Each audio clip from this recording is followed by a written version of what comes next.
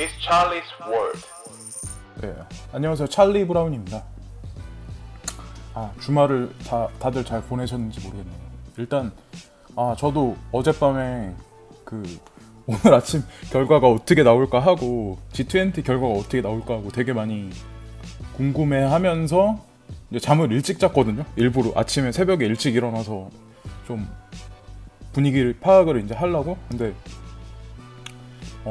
기대만큼의 어떤 결과는 나오지 않았는데, 이제 지금 좀 전에 집에 도착해서 이제 쭉 기사들을 훑어보고 지금 현재 비트코인 시세를 보니까 860만 원대로, 그러니까 이 G20 결과에 관해서 어떤 심각한 어떤 시장의 반응은 확 일어나지 않은 것 같아요. 근데 그럴 수밖에 없는 게, 지금 제 생각에는 개인 투자자들이 적극적으로 지금 매수할 수는 없는 상태에서 세력들이 어쨌든 지금 가격에 등락은 조절을 하는데, 개인이 지금 매도를 할 수 없죠. 네.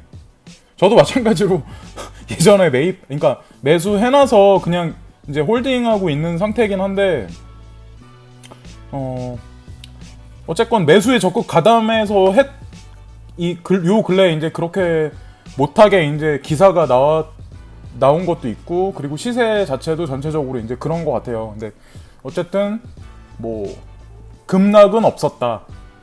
현재도 이제 급락은 하지 않고 있는 상태에서 슬금슬금 이제 그러고 있는데, 이번 주 금요일 날이 이제 선물 만기라서 이제 그때 가서 이제 불리시 쪽으로 향하든 아니면은 급락 이후에 이제 스테이블하게 갈지는 모르겠지만, 저는 되게 결과 이렇게 불확실한, 그러니까 확실한 뭔가 방향성이 나오지도 않은 상태에서 이렇게 급락이 없다는 거에 대해서 저는 현재로서는 개인적으로는 만족하고 있고요. 네. 이렇다고 그래서 지금 시세가 막 이렇게 불리시 쪽으로 가지 않는다고 그래서 지금 던지는 건 좀 제가 보기엔 좀 섣부른 것 같고요. 제가 쭉 기사를 읽어보고 괜찮다고 생각한 거를 오늘도 딱 지금 이제 보고 있거든요. 근데 여기 보면 머니투데이에서 G20 가상통화 탈세 등 부작용 공식 통화로 부족이라고 이제 제목이 나왔네요. 네. 근데 공식 통화로 해달라고 이거 투자하는 사람들이 그렇게 요구한 적도 없고, 지금 이런 얘기가 작년서부터 올해 초부터 중반까지 계속해서 이제 환기되어지고, G20에서까지 계속해서 이슈화돼서 이제 방향성을 결정하려고 회의가 계속 이루어진다는 그 내용 자체가, 저는 일단 이 시장에 오래전부터 들어와 있었던 사람으로서 나쁘다고 생각 안 하거든요. 오히려 긍정적이라고 생각을 해요. 왜냐면 없애려고 했으면 이렇게 회의 자체를 안 하고 일단 시장 자체를 완전 없앴죠. 예.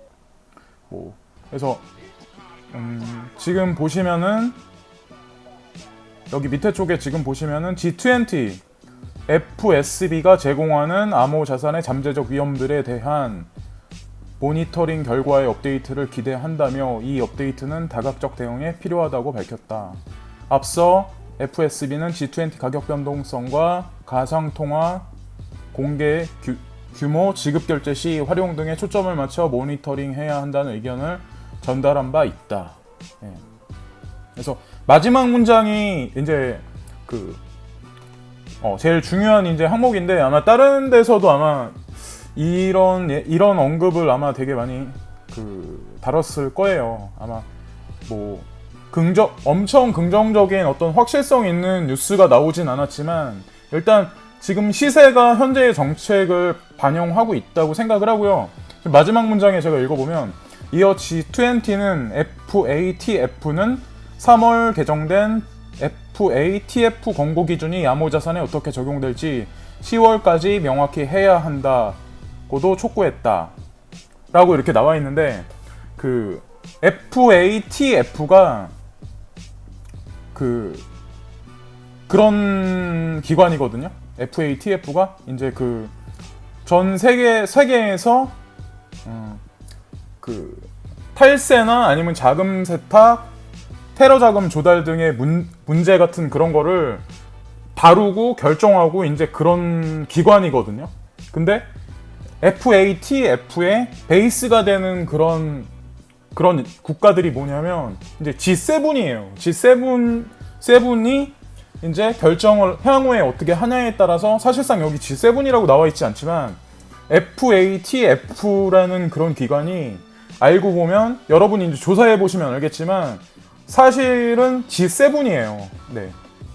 그 사전을 보시고 구글에서 구글링 한번 해보시면 아마 나올 거예요. 저도 이제 궁금해서 해봤거든요.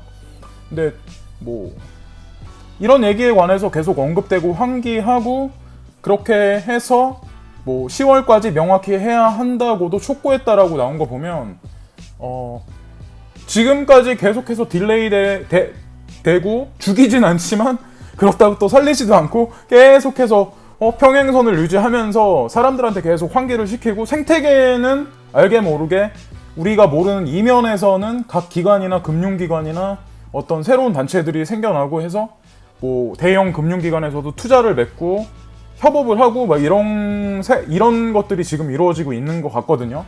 그런 일들이 자세하게 찾아보지 않으면 이렇게 매스컴 일면에는 등장하지 않지만 어쨌건 지금 현재로서는 저는 그냥 홀딩할 만하다고 생각을 해요. 뭐 그림을 크게 보고 뭐 단타하시는 분들은 뭐 차트를 보시고 이제 방향성을 정하셔가지고 수익을 어느 정도 보시고 이제 뭐 매도하시고 기다리실 수도 있겠지만 뭐 지금 현재 상황이 그러기 쉽지 않아. 네, 그리고 이제 두 번째 뉴스는 퓨즈X와 비트코인.com이 파트너십 체결로 상호 협력 도모라고 나와 있는데 퓨즈X가 이제 그런 거예요. 이제 암호화폐를 우리가 쓰는 실물 카드로서 사용할 수 있게 그런 시스템인데 퓨즈X에서 이제 비트코인 캐시를 실제로 우리가 이제 카드로 사용하고 그 잔금 액수를 확인할 수 있게 그런 시스템을 이제 결제해서 실생활에 이제 도입한다는 그런 내용이거든요. 그리고 이제 그에 관해서 로저버가 상당히 기뻐한다는 그런 얘기죠. 이제 뭐 비트코인 캐시를 탄생시킨 것도 이제 로저버니까 이제 로저버가 비트코인 캐시에 관해서는 이제 주가 되는 인물이고요. 그리고 비트코인 로저버하고 우지안하고 비트메인의 우지안하고 그리고 알고 보면 비트메인의 거대한 자금줄을 댔던 손정희 측, 그러니까 소프트뱅크 측도 아마 이번 일에 여기에 이제 관련 있다고 나오진 않았는데 이제 암암리에 되게 직간접적으로 커다란 영향력을 행사하고 지배권도 상당히 많은 분량을 가지고 있는 걸로 알고 있거든요. 그래서 뭐 그래요. 그러니까 G20에서 어쨌건 중요한 건 정부 고위 관료, 그러니까 그분들께서 제가 그분들이라고 칭할게요. 이제 그분들께서 확실한 방향성에 관해서 이렇게 말은 안 했지만 어쨌건 지켜보고 아까 말씀드렸던 G7이 베이스가 된 FATS인가? 어쨌든 국제 뭐 자금 세탁 무슨 기구를 통해서 올해 이제 10월까지 권고안이나 가이드라인을 이제 해줬으면 좋겠다. 그렇게 얘기했다는 자체가 나쁘지 않다고 생각을 하고, 그리고 좀 전에 말씀드렸지만 그러니까 이면에 있는 이런 회사들이 퓨즈X, 비트코인.com 그리고 이 비트코인 캐시에 주축이 되고 비트코인에 주축이 되는 로저버 이런 사람들이 이런 식으로 일련에 이렇게 실물 경제하고 연결을 시켜서 이런 일련의 어떤 생태계를 구축한다는 자체가 전 이 사람들이 그러니까 우리 같은 일반 사람들보다 바보라고 생각 안 하거든요. 뭐 물론 본인들이 먼저 이 시장에 들어와서 이득을 거대하게 챙긴 것도 있지만 그래도 일반 분들보다는 그래도 좀 미래를 좀 약간 앞서가고 시장 자체를 잘 보고 하니까 뭐 이런 사람들의 뉘앙스나 이런 사람들이 어떤 생태계를 구축하는 거에 그냥 쫓아가기만 해도 저는 미래에는 나쁘지 않을 거라고 생각을 해요. 그리고 실제로 저도 이제 이 뉴스를 보기 전에, 그러니까 예전부터 이제 생각을 했는데, 비트코인이 실제 생활에 사용되어지기에는 너무 속도도 느리고, 뭐 생태계 자체를 이제 금융 시스템에서 구현하기에는 좀 어려운 점이 많으니까 비트코인 캐시를 그러니까 실물 경제에서 직접적으로 사용되어지고 써질 거라고 생각을 했거든요. 근데 지금서부터 이제 준비를 하고 있네요. 예. 이런 뉴스 자체가 나온. It's Charlie's World. 네, 이제 세 번째 뉴스는 그 클라우드 기반 암호화폐 거래소 구축 서비스 나왔다. 네, 여기 보면은 후오비라고 다들 아시잖아요. 그 중국의 이제 대형 거래소죠. 예, 역사와 히스토리와 그 거래 볼륨이 이제 굉장한. 근데 후오비가 클라우드를 통해서 이제 서비스를 이제 이렇게 한다고 밝혔는데, 그 클라우드를 통해서 그 타 이제 회사와 이제 안전하고 안정적인 암호화폐 거래소를 빠르게 구축할 수 있게 해주는 원스톱 솔루션이다라고 나와 있는데, 이 클라우드 서비스를 통해서 이제 뭐 그럴 것 같아요. 이제 그 업빗이 이제 그 비트렉스와 어떤 전략적 제휴를 맺어서 이제 그 상호 연계돼서 거래소를 이렇게 운영하듯이, 이제 후오비도 마찬가지로 후오비가 모 회사가 되고 클라우드 서비스를 통해서 이제 다른 어떤 생태계가 더 작은 소규모의 생태계들을 여러 가지 이제 여러 개를 묶어서 네트워크화해서 구축할 수 있게 그런 서비스를 이제 구축한다는 얘기인데, 또다시 강조해서 말씀드리지만 이 후오비나 어쨌든 뭐 폴로니엑스도 마찬가지로 그 전에 동영상에서 말씀드렸다시피 골드만삭스, JP모건 이런 사람들이 다 관련이 돼 있잖아요. 그 서클이라는 그런 회사를 통해서 우회적으로 어떤 그 자본 투입이 돼 있듯이, 그리고 이제 그 거래소로서 라이센스 자체도 골드만이나 그 JP모건이 배후에 있다면, 폴로니엑스는 지금 현재 제2의 어떤 그 폴로니엑스의 전성기를 아직 오픈하지 않았지만, 이제 이번 G20에서 가이드라인이 확실하게 나오지 않아서 이제 오픈하지 않았지만, 어쨌건 그런 거대 금융 집단이 배후에 그렇게 있어서 그 우회적으로 이제 자본을 넣는다는 얘기는 이제 향후 라이센스를 받아서 더 살아남고, 그리고 볼륨을 다시 키워서 재도약할 수 있는 어떤 그 발판을 마련한다고 생각을 하거든요. 근데 네, 어떤 그런 여러 가지 일련의 어떤 그런 것들을 보면 후오비나 어떤 뭐 지금 이제 움직임이 있는 어떤 그 폴로니엑스나, 그리고 어저께 이제 그때 이제 이틀 전에 나왔던 동영상에 말씀드렸던 그 소프트뱅크의 SBI 그쪽에서 이제 거래소 오픈을 한 거랑 그 여러 가지 그런 걸 보면 뭐 그래요. 저는 뭐 나쁘게 생각 안 해요. 이러다가 뭐 이게 사라진다고는 생각 안 해요. 네. 그래서 어쨌건 이렇게 그 우리 같은 일반인 It's Charlie's World. 자 이제 마지막에 그 미중 환율 연합뉴스에 나온 미중 환율 전쟁 시 신흥시장 강타, 금융시장 불안 확산이라는 제목의 이제 기사인데요. 그 이번에 이제 대부분의 아마 G20에 관련된 뉴스들에서 아마 그런 얘기가 나왔을 거예요. 그 우리가 기다렸던 그 암호 자산에 관한 어떤 가이드라인에 대한 그것보다 그 G20에서 중점적으로 대부분의 비중이 다뤄졌던 그런 내용이 미중의 이제 무역 전쟁에 관해서 이제 다른 나라들 같은 경우도 우려되는 어떤 그런 입장의 표명, 그리고 그거에 관한 어떤 그 입장 전달을 하고 이제 서로 간의 어떤 그런 의견 안에 관해서 이제 조율한 것으로 비중이 높아서 이제 암호 자산에 대한 비중이 상당히 적은 회의로서 이제 결론 났잖아요. 근데 자, 다시 한번 이제 말씀드리지만 중미의 무역 전쟁이 만약에 지금 상태와 같이 지속적으로 연말을 지나서 내년을 지나서 이제 2020년까지 갈 경우, 예를 들어서 이 사람들이 이제 뭐 미국이 제가 그때도 말씀드렸다시피 그 저보다 이 방송 들으시는 분들 중에 더 똑똑하고 더 많이 아시는 분도 많으실 거예요. 예, 제가 그렇게 많이 알아서 이거 하는 건 아니지만 어쨌건 저는 제 의견을 이렇게 여러분들하고 교환하고 그랬으면 좋겠어서 이거 하는 거거든요. 그리고 더 늦기 전에 한번 해보자는 입장에서. 근데 어쨌건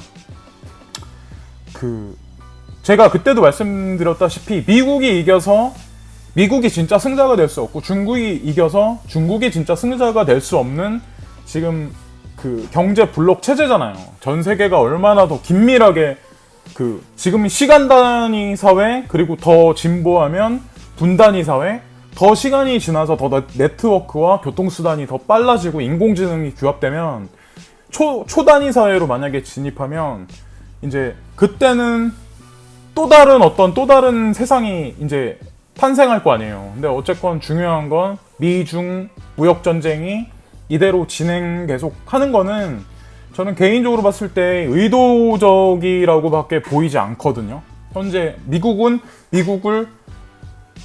지키기 위해서 보호무역주의나 아니면 자국 우선주의를 표방해서 이런 식으로 해서 이제 신흥국이나 이런 나라들한테 지금 이제 안 좋은 방향으로 이제 흘러가고 있는데, 이제 그래요. 결론적으로 이제 중요한 건 미중 무역 전쟁이 지금과 같이 계속해서 이제 연말까지 가고 그러다 보면 좀 약간 암호화폐계에서 저명하신 분들이 예측하기에 이제 올해 연말 정도에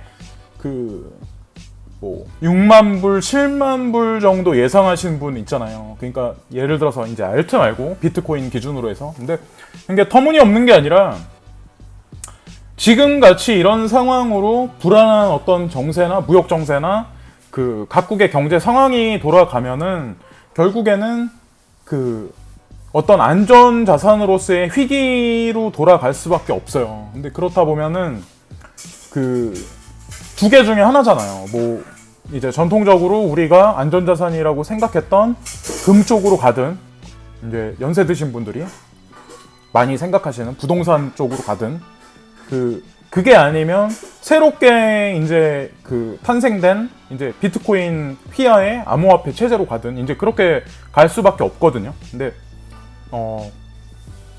제가 이제 전에도 계속 강조해서 말씀드렸다시피 금, 은 같은 경우는 이제 시세를 계속해서 계속 의도적으로 도이치뱅크 휘하에서 계속 눌러왔기 때문에 저는 그거는 멈추지 않을 거라고 생각을 해요. 예, 그래서 결국에는 이런 미중 무역 전쟁이 계속해서 가속화되고 더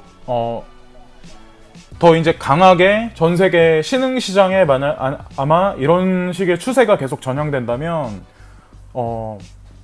결국에 투자자들이 갈 수 있는 길은 암호화폐 자산 쪽밖에 없고, 그렇게 만약에 방향성이 전체적으로 이제 대중이 그쪽으로 갈 수밖에 없게 만들어 놓은 상태에서 만약에 11월 달에 G20가 열리는데